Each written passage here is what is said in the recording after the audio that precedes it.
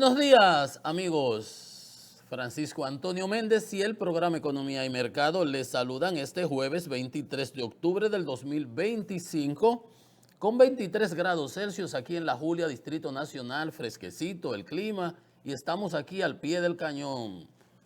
Todo el equipo del canal aquí cubriendo y pues se podía, pues si usted hubiera estado con esos vientos y esas cosas, es verdad, uno con sus precauciones y todo se desplazó prácticamente nadando para llegar acá por las lluvias que han estado cayendo desde la madrugada. Sin embargo, aquí estamos para cumplir con nuestras responsabilidades, todo el equipo, ¿verdad?, de producción aquí, de canal también. Y veía esta mañana una señora llegando a un restaurante que queda ahí, le digo, doña, pero usted es de guerra y usted, bueno, hay que cumplir aquí. Eso me extrañó porque es un restaurante.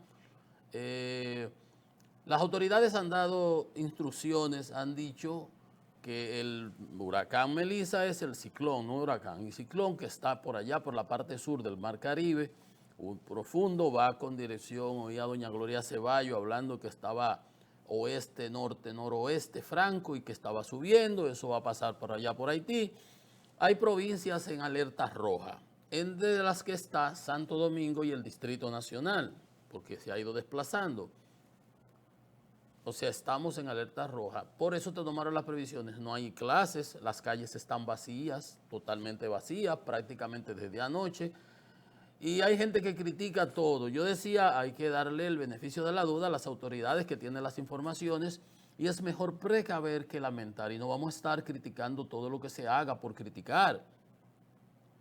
Después, que las autoridades no avisaron, que no se dijeron. Mire, yo recuerdo, yo no recuerdo cuándo fue el ciclón aquel que fue, bueno, mi hijo estaba naciendo, esto fue aquel ciclón que inundó en San Juan, en la Mesopotamia. Las autoridades iban, la Mesopotamia en San Juan está el primer puente, la fortaleza, ahí nosotros habían 3 charcos famosos ahí, el Azulito, el Tocón, en ese primer río, el primer puente que hizo. El río bifurcaba allá arriba, uno se tiraba en tubo y esas cosas, y después la abría. Y entonces, como tanto, 3 o 4 o 2 kilómetros por allá, era el segundo puente. Y otro, allá había otro charco. Los amigos míos que me estarán oyendo, las 3 piscinas. Uno iba por ahí, caminaba muchísimo para llegar y se bañaba ahí y todo eso. Entonces ese era el mismo río, Río San Juan. Cuando se hizo la presa de Sabaneta, ese río amainó bastante porque las aguas se acumulaban en la presa de Sabaneta. La presa de Sabaneta no tiene compuertas de desagüe, de desfogue, qué sé yo cómo le llaman, como la de Sabana Yegua, como las otras presas. Esta presa es como los sifones del inodoro, que tienen ese tubo, y por ahí cuando se llena el agua, que ya entonces empieza a botar por ahí. Empieza a botar, entonces por eso le pone la flota para que no se gaste el agua. Entonces cuando la presa se llena, por ahí sigue y ya no hay control. Si sigue lloviendo y ya la presa se llenó, eso es como una esponja saturada que tú le echas agua y ella lo que va a seguir botando. Bueno, y eso inundó toda esa zona y se llevó a todo el que estaba ahí. Pero las autoridades iban y lo sacaban. Las autoridades iban y lo sacaban y la gente por detrás, para no perder sus ajuares, para no perder sus cosas y pensando que no iba a pasar nada, y ya no había control de la presa. La presa estaba a lo que agarre mi bon, porque el agua automáticamente vertía por que yo quede virola, le llaman a eso. Un hoyo especial para que no se explote la presa, porque ahí sí se lleva la ciudad entera y todo lo que quede por ahí abajo. Entonces, la gente la sacaban y la gente volvía, ponía el candado y por detrás dejaba una puerta abierta y se metía. Como que era, y cuando eso se llenó y se inundó de madrugada, estaba la gente en los techos y no había nada que hacer ni manera de sacarlos de ahí, cuando ese mar de agua se fue. Entonces, a las autoridades hay que hacerle caso. Es mejor que se peque de exceso de previsión a que nos pasen las cosas por imprevisión. Se suspendieron las clases, los padres están tranquilos, están en sus casas, si no llueve mucho, si sigue lloviendo como quiera, usted lo puede ver muy bonito, pero cuando una gente sale a las 2 de la tarde de su trabajo, que se trabaja hasta la 1 y lloviendo torrencialmente, porque el agua de antier no tenía nada que ver con esto que está pasando. para el Cibao ha estado lloviendo mucho, muchísimo, inundaciones por allá y muchas cosas, pero esto es otro fenómeno. Entonces hay que hacerle caso a las autoridades y no estar criticando por criticar. Ahora, es abusivo si usted no es una institución de servicio que tiene obligatoriamente y hasta esas, por ejemplo, se rotan y se toman previsiones para no tener que estar desplazándose. Pues vamos a hacerles caso, eso está por allá, está en alerta verde estas provincias.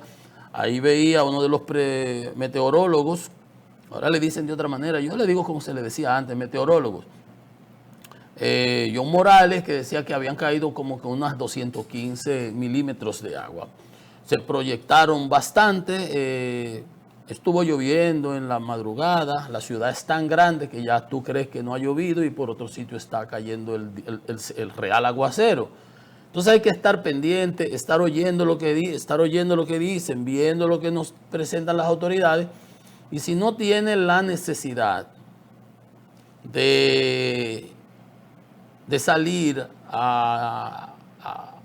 por lo que fuese, pospóngalo, déjelo, no ponga a otra persona a pasar, usted a lo mejor, es que eso es igualito, mira, el país puede tener problemas, pues yo no tengo, pero usted es parte del país. Para usted puede ser fácil llegar allí, aquí, moverse, para otro no. Entonces vamos a hacerle caso a las autoridades, señores.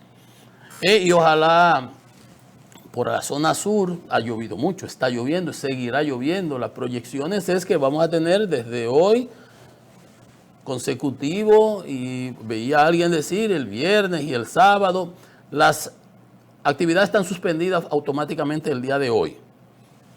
Mis hijos, la que trabaja en la zona franca, no trabaja oficialmente, el que trabaja en un banco también, todo normal, pero ya mañana, dependiendo cómo pasen las cosas hoy, estamos hablando para el Gran Santo Domingo, porque para el norte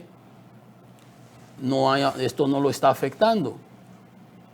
Entonces, tengo entendido que las previsiones y lo que se ha dicho es para la parte sur, todo lo que tiene que ver con el litoral sur de Santo Domingo de la República, ¿no es verdad?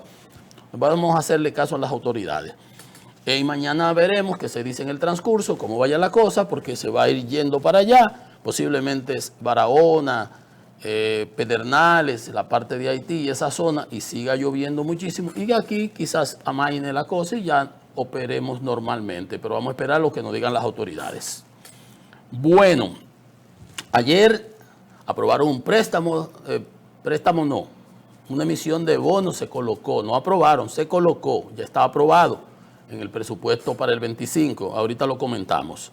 1.600 millones, ahorita hago mis previsiones porque hay gente que pone unos números y yo digo, no, pero que esos números no cuadran. Recuérdense que cuando se aprobó el Código Procesal Penal, aprobaron 600 millones y los otros días el Centro Regional de Estrategias Económicas Sostenibles nos daba 76 mil millones de deuda, el stock de deuda. O sea, a veces ponen otra cifra, yo no sé con qué intención, o quizás sé con qué intención, no voy a entrar en eso. Nosotros nos circunscribimos a lo que entendemos de manera objetiva, sin tirar para acá, sin tirar para allá, lo real. Porque como me enseñó el padre Mungía cuando yo hacía la maestría de economía, que me daba macroeconomía, el padre, que lo conocen todos los economistas de este país, un padre jesuita, de esos que creo que vino de Cuba. Yo le llevo una vez un escrito que me encantaba leer y justamente por eso y las cosas económicas en esa crisis que hubo en aquellos años, y a veces no entendía, digo, no, yo tengo que prepararme en economía, pues si yo no entiendo qué es lo que está pasando, qué es lo que está pasando, y yo te entiendo, no entiendo, estudié economía también. Y le llevo aquel escrito de una persona, no voy a decir su nombre siquiera, padre, pero mire, yo no estoy entendiendo, y me dice, Francisco, es que eso no es economía, eso es política. Eso es política. Entonces yo trato de mantenerme en la parte objetiva cuando analizo las cosas. Miren, ahí está, hay unas opiniones de Magín, también la vamos a conocer. Hay un trabajo sobre lo que hablábamos en estos días y la denuncia que hacía el director era de La Dida o una prensa, un periódico que traía lo de las afiliaciones irregulares que estaban haciendo algunas ARS. Hay algo de eso que lo vamos a conocer en unos instantes. Pero a nivel internacional se han generado varias situaciones. Bueno, ustedes saben el lío con Colombia, los barcos y las narcolanchas que salen, la justificación de Trump, que dice que tiene poder legal para hacer eso, que él no está violando nada, que bueno, que eso atenta contra la seguridad nacional y él actúa en función de eso. Eso ya conocemos, los insultos que se han regalado uno y otro, me refiero a Petro y a Trump, que en su estilo a cada uno de los dos hay que buscarle un mantel, ¿cómo se llama? Un mandril, una cosa que se ponen aquí al frente, porque se tiran como que los muchachitos, como que estuviéramos comiendo a ambos lados de la mesa espagueti, y yo le hago así con el tenedor, ¡fua! Y el otro le hace así, ¡fua! Entonces vamos a estar los dos embarrados, entonces hay que ponerle un mandril a los dos, porque se paran diciendo de todo. Pero ya eso lo conocemos, lo de Venezuela, la flota que está bloqueando, y siguen esas cosas. Pero de lo que me quiero referir es que ustedes saben que el viernes se reunió el presidente Trump con el presidente Zelensky de Ucrania. Eso había estado anunciado, pero el día antes, entonces, Putin, que es ya ustedes saben, llamó a Trump, porque se hablaba de que Zelensky iba para discutir un sinnúmero de ayuda militar, de lo que se llama la Priority Ukrainian Requested List, PRUL, PRUL. Esos son los requerimientos inmediatos de armamento, municiones, misiles, equipo, etcétera, todo eso. Entonces, entre esas cosas estaban los Tomahawks, que son unos misiles de largo alcance que permitirían a Ucrania atacar instalaciones estratégicas, que es lo que ha hecho hasta el momento Ucrania. No ha atacado nunca ciudades, digamos, residenciales, ni nada de eso, que es lo que hace Putin todos los días. O las Fuerzas Armadas de Rusia. Entonces, en la reunión ha salido el Financial Times, el New York Times, toda la prensa internacional, que se pegaron de nuevo, pero en privado, no como aquella vez, porque Trump presiona a Ucrania. Parece que le dijo a Putin, yo no le voy a dar los misiles, yo voy a hacer para que él quiere que le cedan el Donbass, toda esa zona. Si le ceden eso, ahí hay una fortaleza, un cinturón de fortalezas de defensa ucraniana que si le ceden eso, las fuerzas rusas tendrían entrada libre para toda Europa por allá y ocupar al mismo que Ucrania, que es lo que quiere por demás Putin desde siempre. No es el pedacito de terreno, pero él no ha podido obtener ese 28 o 22% que le falta del Donbass, porque ahí está el Fortress Belt, como se llama, el cinturón de fortalezas. Y las pérdidas en lo que va de 3 o 4 meses son más de 35,000 efectivos en una zona que se llama Dobropilia, que no ha podido y lo tienen encercados y a cada rato. Y los problemas se le siguen creciendo. Pero como él cuenta a veces con ese engatusamiento que le hace a Donald Trump, salió de ahí todo eso, no le vamos a dar los misiles, que tienen que pararse en la línea del frente donde está ahora. Resulta que eso no es lo que quería Putin. Europa lo apoya, eso lo vimos ayer, ¿verdad? Donde está, que se congele y se haga el cese al fuego. Entonces, y que no se iban a reunir en 2 semanas en Budapest, en Hungría. Un sitio controlado por Putin, porque Víctor Orbán, aunque es amigo de Trump, es un agente de Putin, dicho así mismo. Entonces, resulta, Europa dice, sí, vamos a hacerlo, y presenta un plan de 12 puntos. Yo les comentaba ayer que entre el punto 12 es que Trump sea el que se encargue, presida la comisión de supervisión de eso, para subirle el ego al hombre, que el hombre funciona con eso, es como su combustible. Pero al Kremlin no le ha gustado para nada, y entonces Lavrov, cuando habla con Marco Rubio, los cancilleres, vuelve como el estilo, yo solo decía ayer, como el estilo típico de la diplomacia rusa, aprendido en todos los grandes textos. Todo lo acordamos y cuando vamos a firmar, sí, pero mira, espérate que faltó esto. Y para atrás de nuevo. Que hay que desnazificar, los nazis son ellos. Que hay que garantizarles los derechos a los que hablen ruso. Ahí estaré yo también, ruso parlante. Zelensky nació en una zona donde él es ruso parlante, además. O sea, todas esas boberías, lo mismo que pasó en los Sudetes, en Checoslovaquia, cuando Hitler, ¿se recuerdan? Yo le hablaba de eso ayer. Bueno, el punto es que el Kremlin echa de nuevo todo para atrás. Y como está Marco Rubio, que no es el gallo loco de Witkoff ese que está ahí, que acepta toda la bobería de Trump y que le dijo, pero Zelensky, pero es que eso ya Rusia lo puso en su constitución. Digo, no, pero si Rusia pone en su constitución a Kiev, tenemos que entregársela también. Por una locura, son esas cosas. Esas son la gente que están manejando la política exterior norteamericana. Gracias a Dios que está Marco Rubio. Y se suspendió la reunión. Y reacciona el Kremlin de nuevo, volviendo atrás, pedir todo lo que desarmen a Ucrania, claro, para tú comértela. ¿Por qué no te la has comido? ¿Por qué quieres que te den esa parte del Donbass que no las has podido ocupar? Lleva 1.100.000, 200.000 muertos y heridos. Más de 11.000 tanques destruidos. 20.000 carros armados de eso.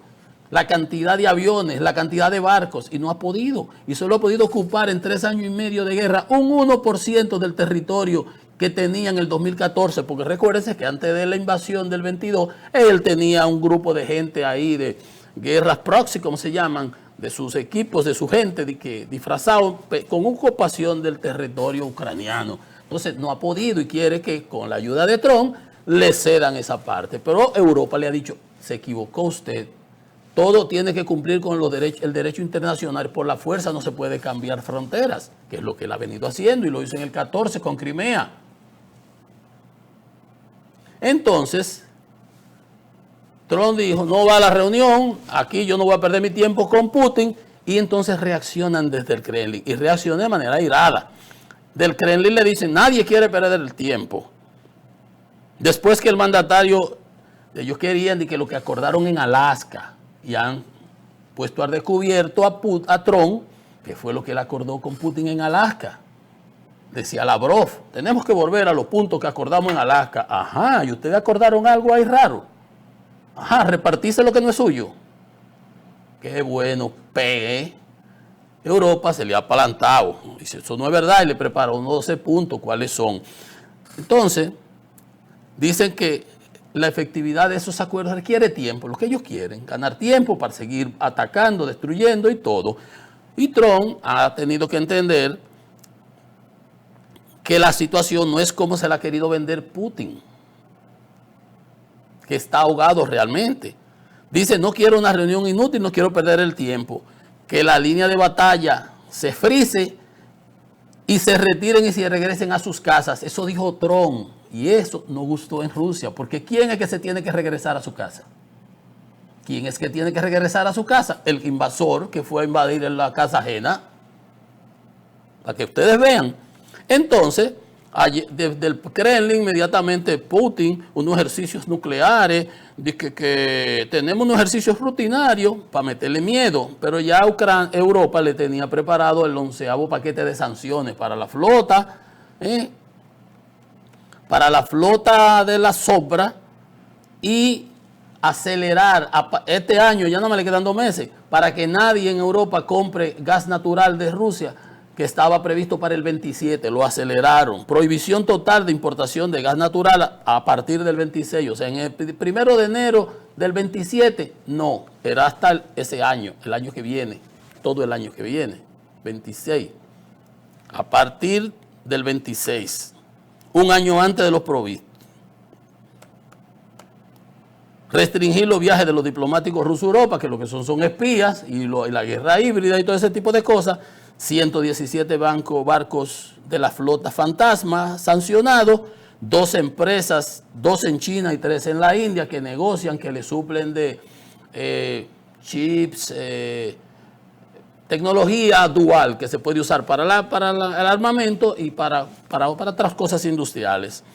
Pero Eso es lo que preparó Ucrania en respuesta a la reunión de Trump el viernes con Zelensky. Dije, no, pero esto hay que salvarlo. Apoyaron a Trump, Zelensky lo apoya, yo voy a Budapest, yo entro en el acuerdo, yo apoyo lo que está haciendo el presidente Trump. Rusia se riega porque nos parece que no es lo que quería. Y Europa pisa adelante. Y ayer estaban reunidos Trump y Mark Rutte, el de la OTAN, y la Unión y Estados Unidos, al igual que la Unión Europea, acaba de ponerle sanciones a las dos principales empresas rusas de combustible, Rosneft y Lukoil, que no le había topado a Rusia ni con el pétalo prácticamente de una rosa. En esencia, estas empresas producen el 50% de la producción de los 12 millones de barriles que produce Rusia. Pero como las sanciones que le está poniendo Ucrania, sanciones con el bombardeo de las instalaciones, por ejemplo, anoche le atacó una instalación en Ryazan de Rosneft que produce 13.8 millones de toneladas, la más grande de Estados Unidos al año. Y esa es la tercera vez en 3 meses. Cada mes se la bombardea cuando la están reparando, pero que además no tiene las piezas, porque las piezas provienen de Occidente. Y las sanciones le complican, porque para comprar esto antes te costaba 10 y ahora te cuesta por lo menos 50, 5 o 6 veces más por las sanciones.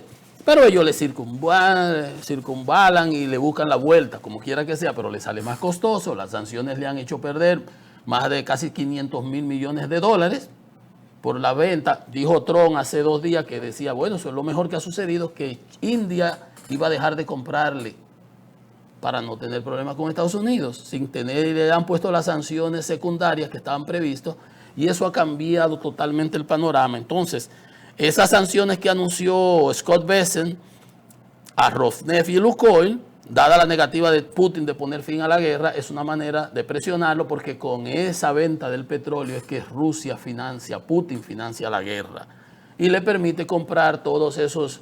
En estos días había un trabajo cuando desarman un misil o un dron de eso que no explotó, cuando lo abren, entre 100 y 200 componentes son occidentales, que usan a Irán, que usan a Corea del Norte, que usan a los otros países para adquirir esas cosas. Entonces, esa es la primera vez que Trump realmente le pega el cable a Putin. Y obviamente desde allá gritaron que ya el adversario ahora es Estados Unidos, que no es contra la Unión Europea, que eso es contraproductivo a las relaciones que habían estado trabajando Putin, halagando a este señor y comiéndole los caramelos y engatusándolo todos los días. Entonces, esa situación ha cambiado totalmente el panorama.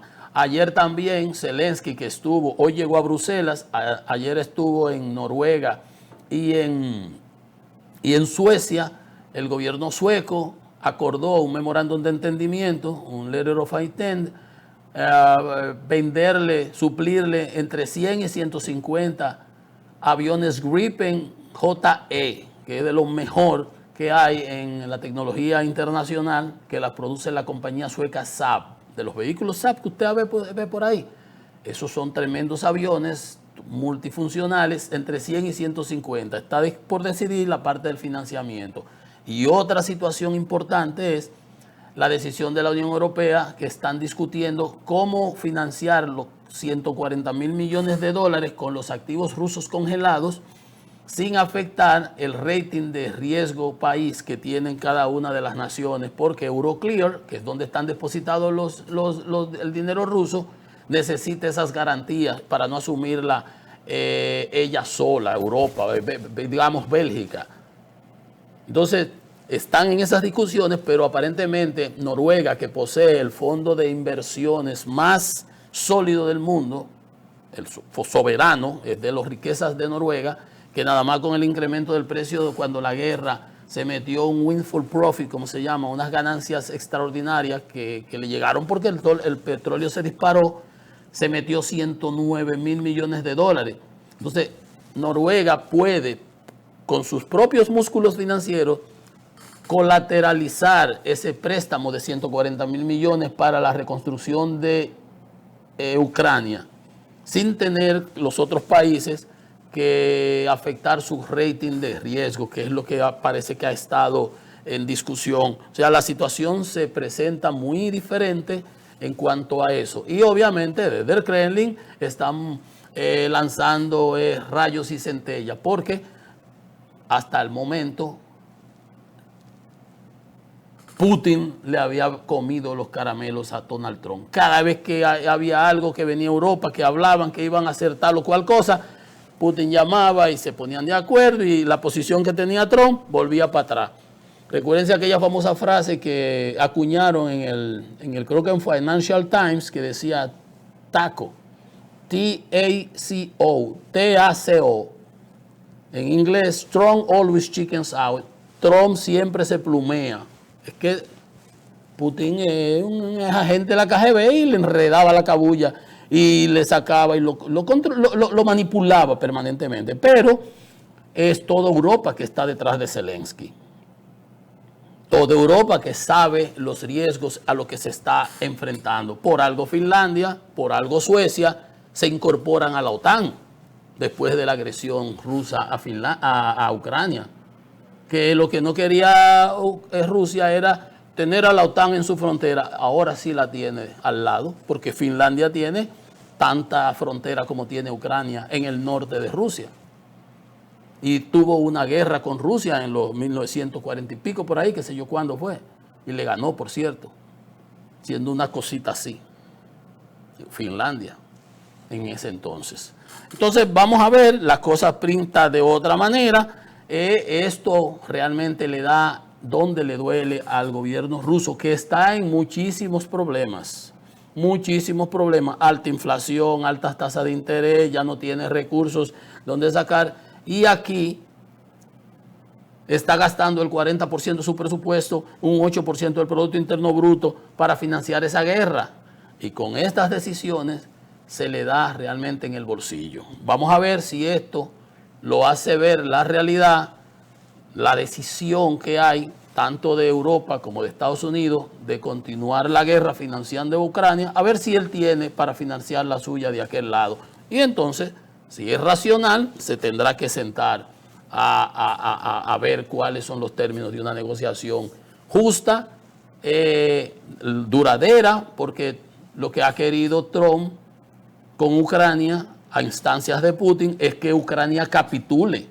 Un Múnich 3.0, ya les he hablado de eso en otras ocasiones. Si usted quiere, revísese la historia para que vea qué fue lo que prohijó la Tercera Guerra Mundial. Ese acuerdo que hizo Neville Chamberlain, el primer ministro inglés, con Hitler allá en Múnich en entonces. Y ahí empezó lo que alertaba Churchill, de que no se podía hacer el appeasement, el apaciguamiento estando en la boca, en las fauces de un tigre. Y no entendían la historia. Entonces, así las cosas, vamos a esperar que eso siga evolucionando. Por otro lado, y obviamente teníamos que tocar ese tema aquí, local, ayer Magín Díaz estaba dando una conferencia y dice que la reforma fiscal será social y políticamente viable. Eso es lo que no entendió mi amigo Hochi, que tenía que ser una reforma social, una reforma fiscal socialmente aceptable. Es difícil, es ponernos más impuestos, pero también tiene que tener legitimidad. Y ahí es donde en estos días a Magín le cruzaron un ladrillo por debajo de la puerta, porque con eso que metieron de los 2.500 pesos para que la tarjeta joven, un marrón con mango ahí, un grupo de gente que no se sabe con qué. Si tú me estás hablando de reforma, si tú me estás hablando de déficit fiscal, si tú me estás hablando de que tenemos que emitir, ayer emitimos 1.600 millones de dólares más.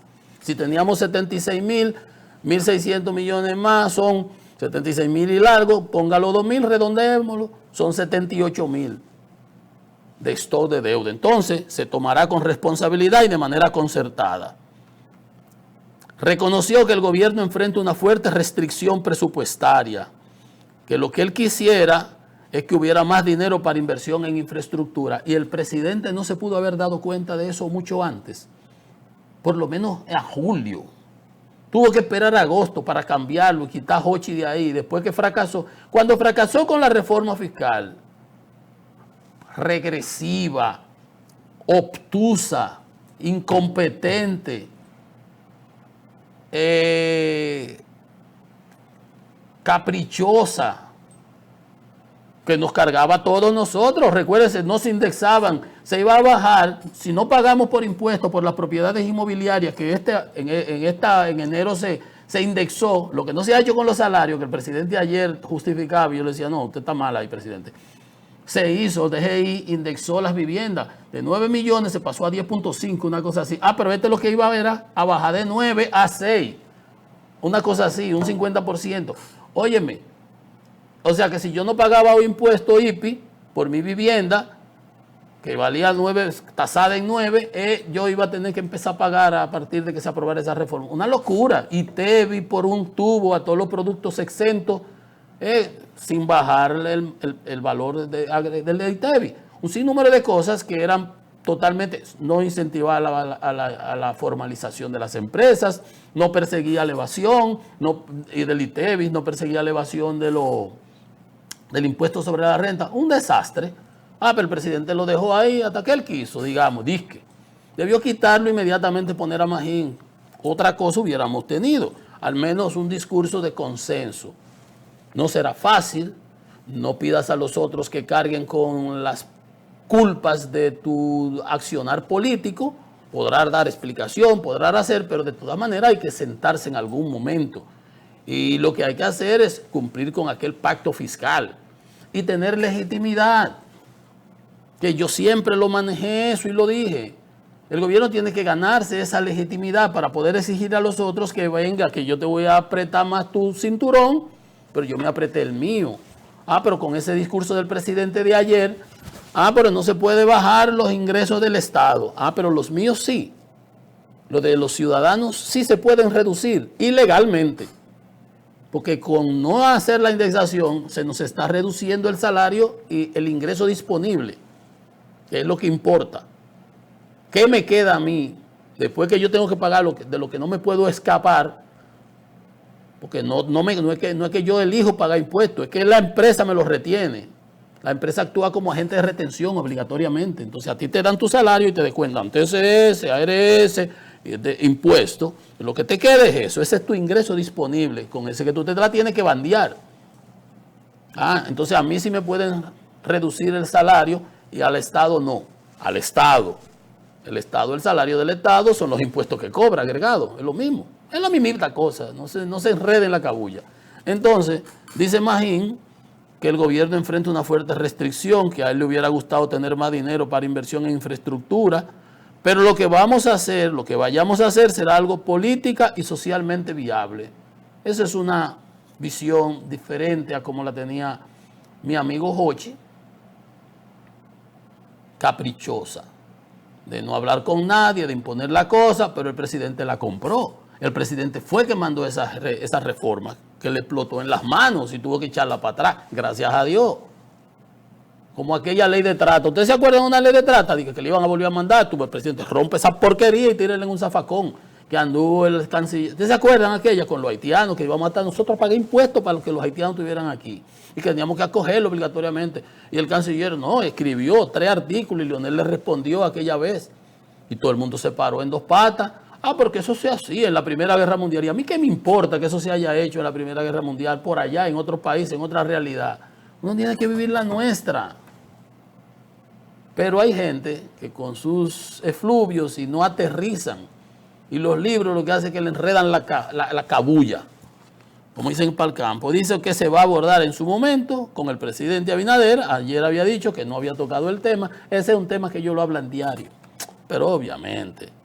Dice, él espera que la economía crezca cercana al 3%. Hay otros economistas que hablan que ni con agua se va a llenar ese barril.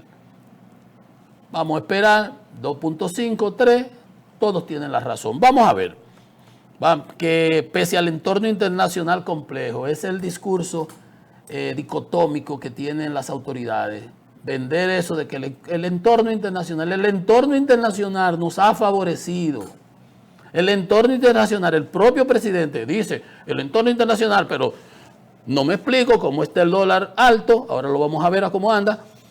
Sí tenemos más remesa, sí tenemos más exportación, sí tenemos más inversión extranjera directa, sí tenemos más turismo, Si vamos a recaudar 46 mil millones de dólares, ¿cuál entorno internacional?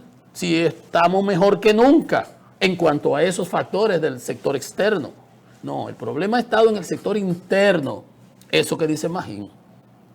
Falta de recursos para capital de inversión, CAPEX, Capital Expenditure, gasto de capital. Entonces, hemos dejado de gastar en inversión por gasto corriente y por eso tenemos un déficit fiscal. Y en este presupuesto del 25 habían contemplado 1.600 millones de dólares en bonos que se emitieron ayer, que se colocaron en los mercados a 10 años a una tasa de interés de 5.875. Pagamos 5.87 y aquella vez, casi una situación como esa, el gobierno emitió unos bonos así, pagábamos una tasa de interés de 6 y pico y lo teníamos guardado después ese dinero en el banco de reserva. Y el banco de reserva le pagaba al gobierno esa tasa, pero lo tenía depositado más aguas abajo en el Banco Central, en los certificados y en las cosas. Entonces, un negocio de capaperro, que al final Magín ha sacado una parte, ha emitido estos 1.600 millones para completar aquel programa de inversiones, que para este año no creo que vaya a dar el resultado de cambiar la tendencia del crecimiento de la economía. Dice que esos 1.600 millones son para cubrir por completo las necesidades de financiamiento correspondientes al ejercicio fiscal 2025. Que los mercados querían 5.000 millones, sí, pero bueno. Pero el problema es tú eres que él tiene que pagarlo después. Ya nosotros hemos pasado por esa. Obviamente tenemos buena calificación, tenemos una buena situación, pero aquí el problema no es ese. El problema es por qué tenemos que emitir, por qué tenemos que buscar ese 3% del Producto Interno Bruto en déficit, emitiendo deuda, y cada año, ya el año que viene, si teníamos previsto pagar en 295 mil millones, ya lo hemos visto antes, yo se lo he dicho, de intereses, para el año que viene ya son 324 mil, 29 mil millones más. Y obviamente para eso es el 27, para el 28, súmele esto, más todo lo que cojamos con los 3 mil que faltan, con los 300 mil y pico que faltan, mejor dicho. Entonces, el problema no está en la sábana, ni en la temperatura del paciente. ¿Cuál es la causa de la temperatura del paciente? Y eso es lo que tenemos que atacar. Una pausa, esto es Economía y Mercado.